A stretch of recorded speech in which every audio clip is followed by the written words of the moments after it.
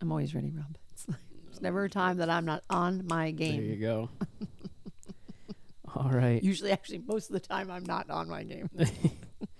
All right, here we go. Welcome back, Facebook, YouTube, anybody that's joining us on the WWW. Sorry, we're a little off kilter today because we're just a little off. Always, but we had to reset our studio, for lack of a better term. I don't know if you can call it that, because we had to break it down for something. So things are a little off. So if our screen looks a little squished and our voices don't sound exactly the same, that's why. I'm sorry. And if you're watching us on Facebook and you're like, that's weird, why isn't there a caption on the Facebook video? That's because I've literally never seen this happen before on Facebook. I'm trying to type in the caption on our page, and it's typing it in reverse.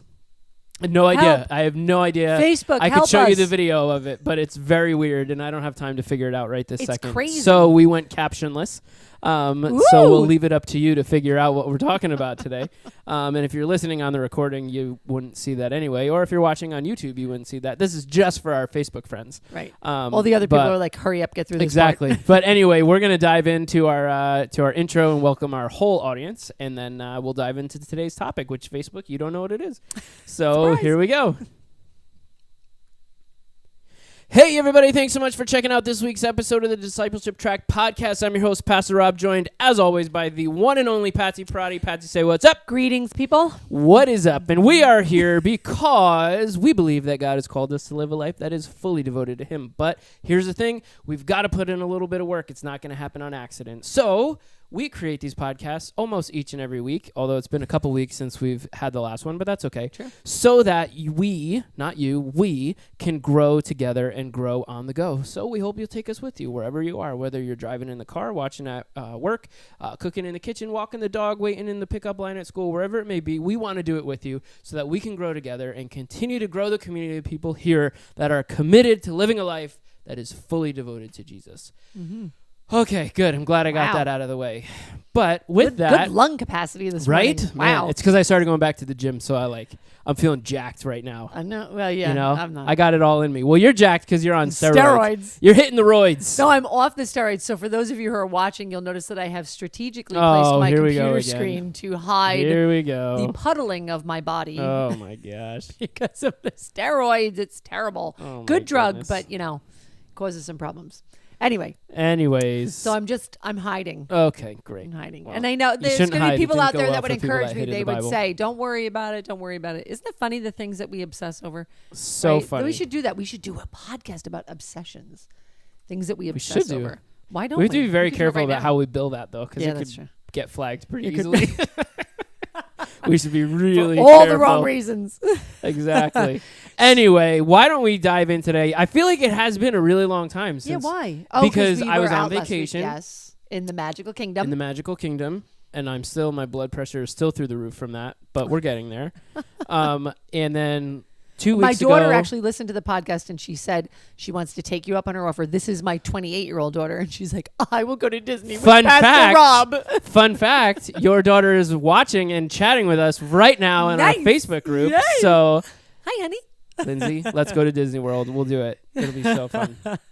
No, it was the other daughter, but which one was it? I thought it was Lindsay. Lindsay will jump right on that, but it was let's go. It was the even older child. The older one. I want to go to Disney with Pastor Rob. Said it was. Let's go. That would be so much fun.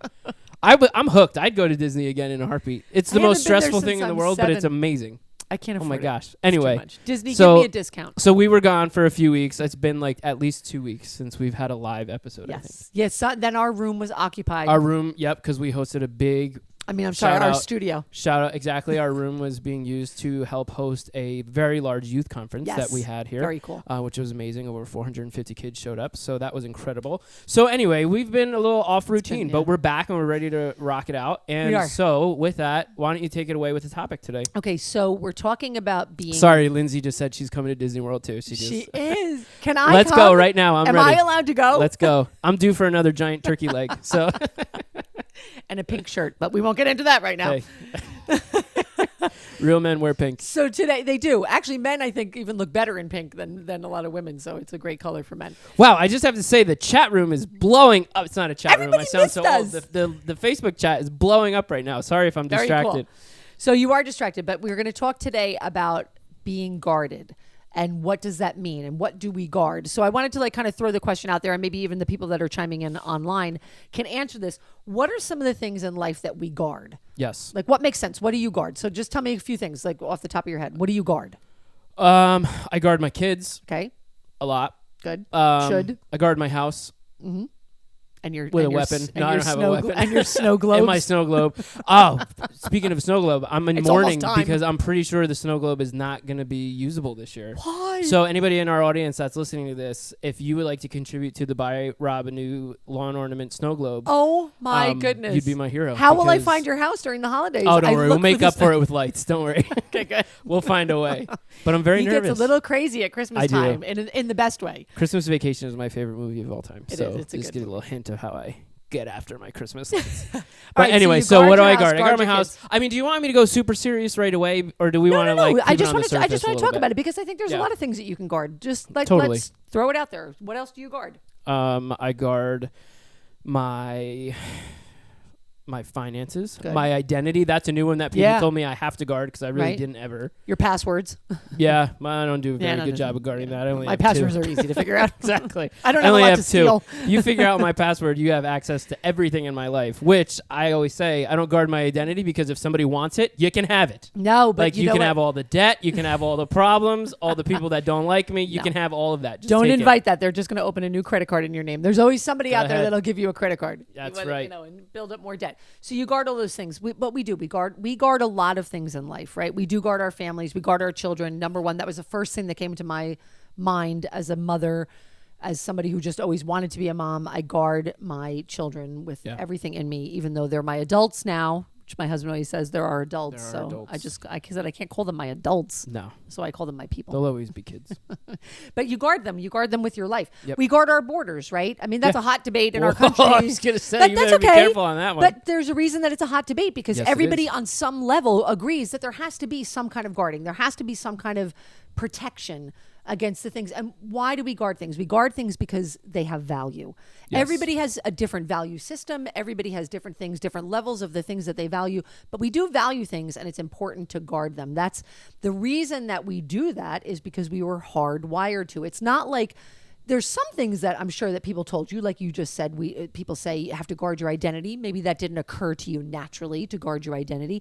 But there are a lot of things in life that just naturally you want to guard. Yep. We're hardwired for that because it's a principle that God teaches us. It's important to guard ourselves. There's a spiritual principle there. So while we guard all these things in life that have value, I wanted to talk about what God says about that because the Discipleship Track podcast is about becoming a disciple of Jesus.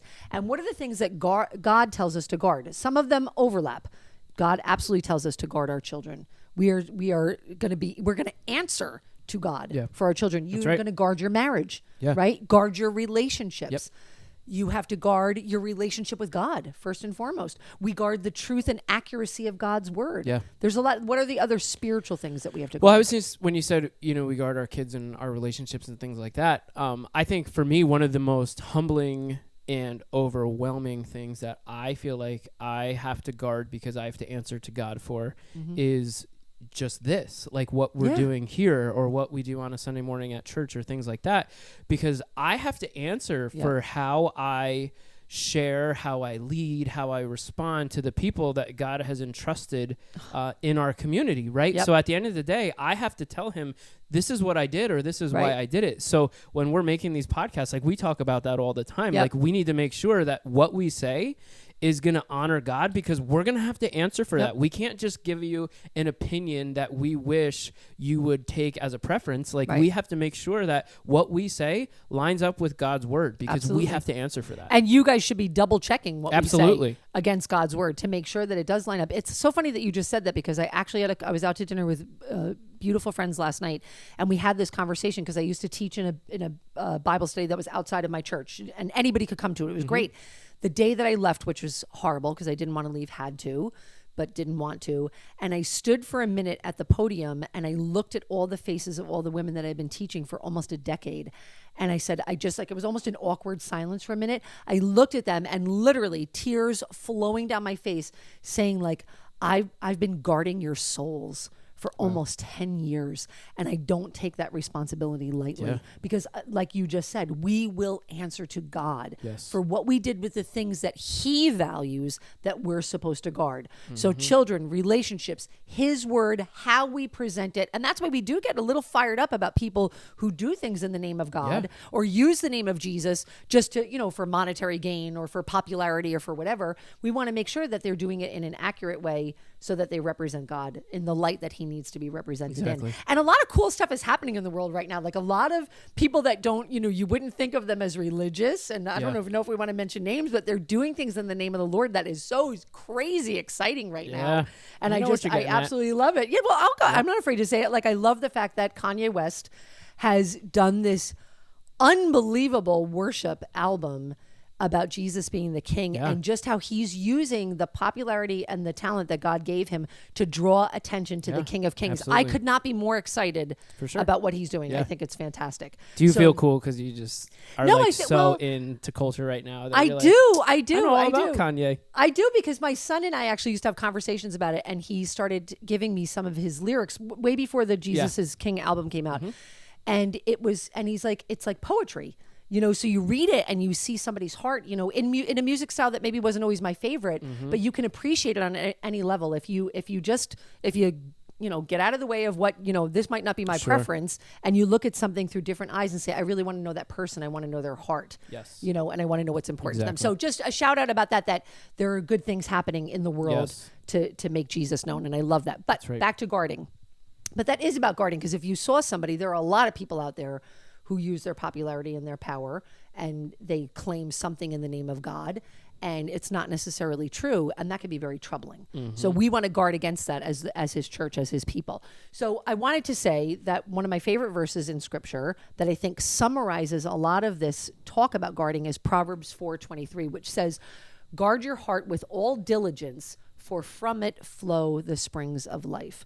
So guarding your heart, everything comes from here. Your love for your children, your love for your spouse, your desire to be the best employee at your job, not because you want to be popular, but because you've been entrusted with something. All of those things, those are the issues of the heart. And that everything flows out of there. So you need to guard your heart.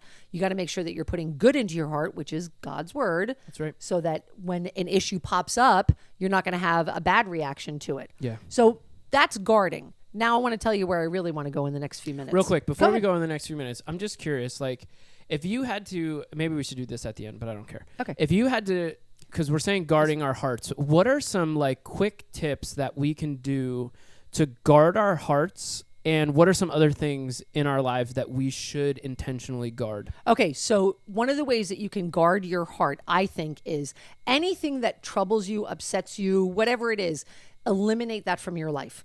Don't allow it to be there. Like recently, I have an Instagram, and I was following some things on Instagram. I'm trying to be really culturally relevant now. What is this whistling in here? I know it's the heat. I'm sorry. I was hoping nobody else would hear that. I'm like, but if you can hear that, please, you're not exactly. But on Instagram, lots of things can pop up. On any social media, lots of things can pop up. And there are things that I followed for a little while, and I was like, something that is really not feeding me good thoughts or whatever. So I unfollowed it, and it was hard to unfollow it because I was like, I kind of like, some of the things that this person, says, but I don't like everything they say. That's a quick tip on if it's not feeding you.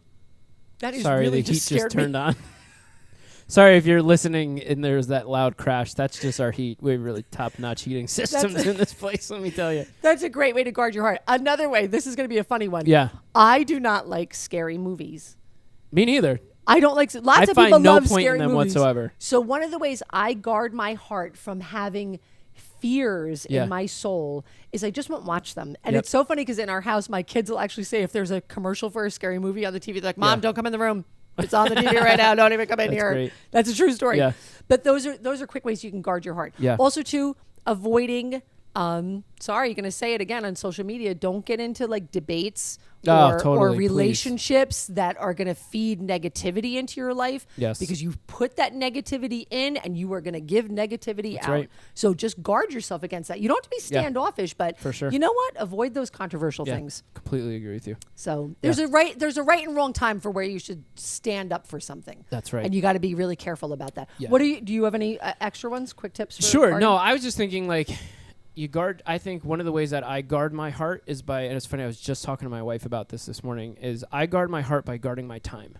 Oh, very good. You know what I mean? Because I don't do that well I've at all. I've noticed in my life that I will get very bitter towards people when I feel like they're stealing my time. Right.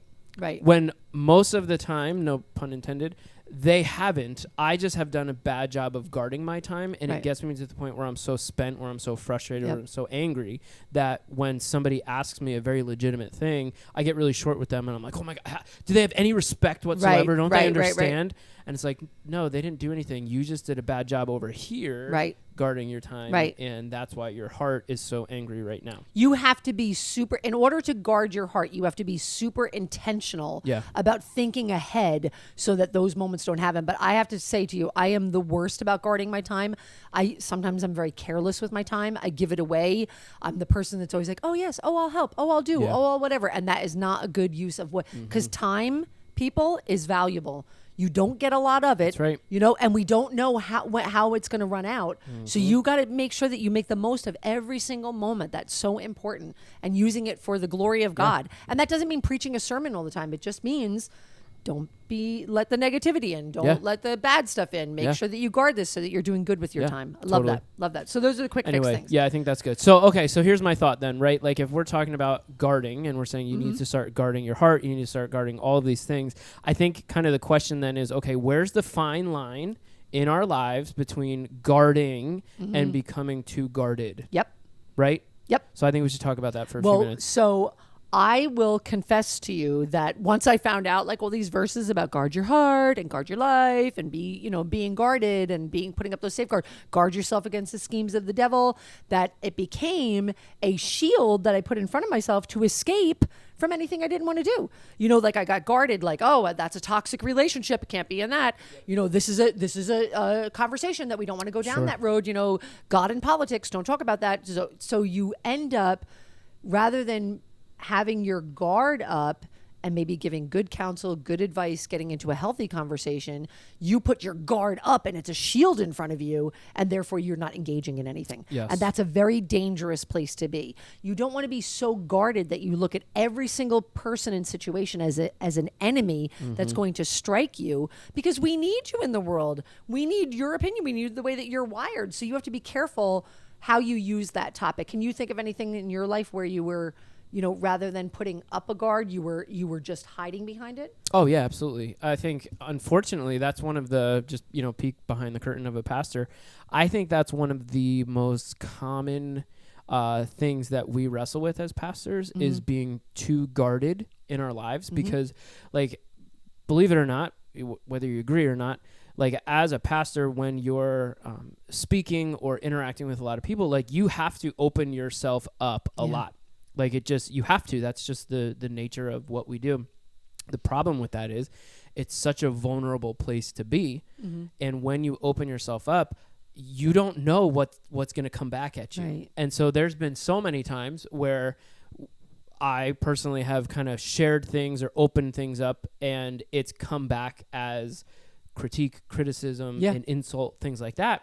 And so then it's like, oh, okay, well, it's like when the kid touches the stove. It's like the first time you're like, oh, that was an accident, but you're not going to do that again, right? Like so it gets to that point where you're like, okay, I have to be really careful, because the last time I opened myself up, this really hurt, and I don't know if I want to go through that again. Right. And so there's this fine line that you have to find with being guarded of, okay, how do I share this and what do I share versus, or guarding in doing that, or being guarded and be like, I'm just going to shut everyone out and shut everything down because it hurt too much and I don't want to go there anymore. Guarding yourself is protecting yourself in the most godly way, not building a brick wall or a fortress to hide away in. Exactly. And I think that's the balance, and only you can define what that looks like for you. And my heart goes out to you, because I know that 90% of the feedback that you hear is negative.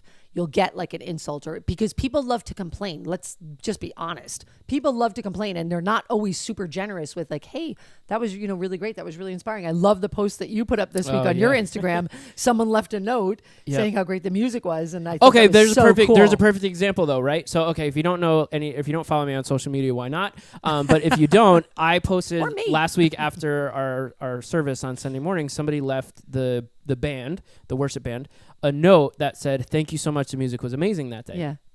And I posted the picture because I literally could not tell you if that has ever happened before. Yeah. That broke my heart that ever. that you said and that, I wasn't. But okay, so here's the good thing. I posted that as a, hey, wow, this meant so much to us. I had someone say to me, "Did you just post that because you wanted to brag about how good the band was?" Oh, and I'm like, no. "Oh my gosh! Like, are you kidding me?" No. Like, so there's the fine line, right? Like guarding or guarded, and Right. it's so sad that you have to walk that line. Right. But you have to walk that line.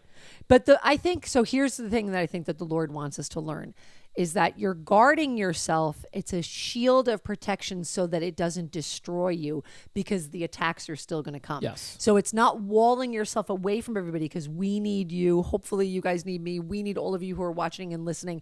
We need to be able to interact with each other. And some of us on this planet are just crabby, cranky people. And we're not thinking about what am I giving out? And is it going to be a fatal blow to somebody else? But if we have guarded our hearts, that blow will end up being able to be something that is deflected by God. So I think that's where we're learning about what does God really mean? That's what he really means. And I think a lot of times, not all the time, but a lot of times, the people that tend to be the quickest to criticize and critique are because they didn't live a life where they guarded their heart and it became so bitter and cold. And they're also not guarding their tongue. Yep. You know, we are supposed to be the captain of this little thing in here in our mouth where we're be careful about what we say. And the words that we give out are supposed to, you know, the big spiritual word is edify others. But you know what? If what what your mother told you, if you don't have something nice to say, don't say anything at all. But I'll add to that. If you have something difficult to say, make sure you do it in love. Yeah. Make sure you do it that you're thinking about this other beautiful human being that God created that you have to deliver something to. Do it in love and compassion and protecting them. Mm-hmm. Even if I was talking to some of the girls before our pre show where I was praying with some of the girls here, and we were talking about even in marriage how you can go from a conversation to like a knockdown, drag out fight. And if you're not guarding your marriage and guarding the way that you speak to your spouse, you can end up tearing your house down. The Bible talks about that. Absolutely. You know, it's a very dangerous thing. For sure. I wanted to add one more thing if we still have a few minutes here. We do. I wanted to say this about guarding. When can guarding or being guarded become a trap for shirking responsibility? Does that make sense the way I'm asking? Wow. Totally. Because I feel like I've fallen into that trap where I think like bad. I just have to guard myself.